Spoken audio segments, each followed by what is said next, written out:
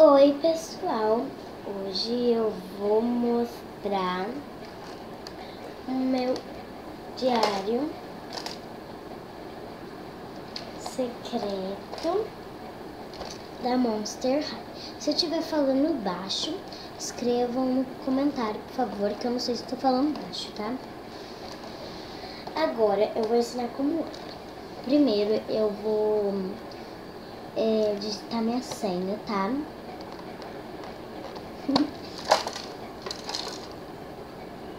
Monster High.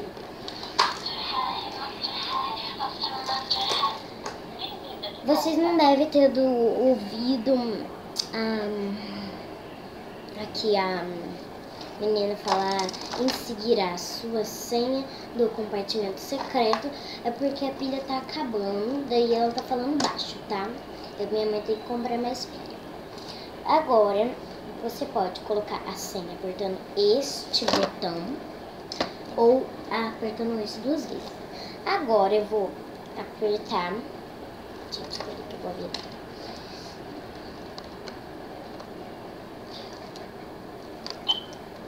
Eu vou.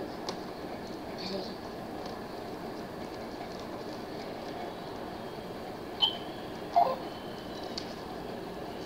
Gente, eu não escrevi nada. Não sei se dá pra vocês verem, mas eu escrevi bastante coisa aqui. Tá? E tem essa luz também, que é pra você escrever no escuro com canetinha permanente, tá?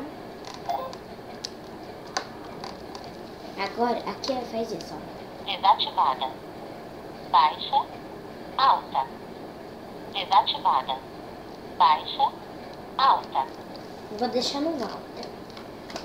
Gente, vocês ouviram essa parte, porque no compart tá acabando a pilha, mas só que às vezes fala alto, né? Agora eu vou mostrar. Aqui tem a caneta.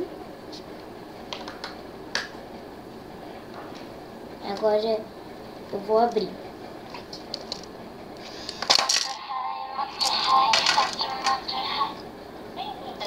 Aqui dentro, na gavetinha, eu guardo esse chaveiro de uma esculete, uma foto do meu pai, quando ele era novinho, que tem escrito Mini Maxon Chassi S10.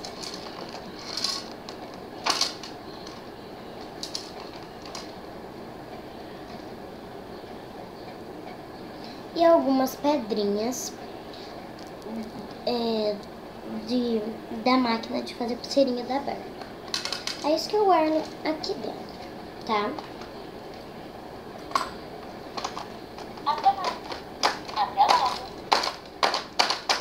Gente, é bem difícil de fechar. Então, fazer isso com coragem, tá?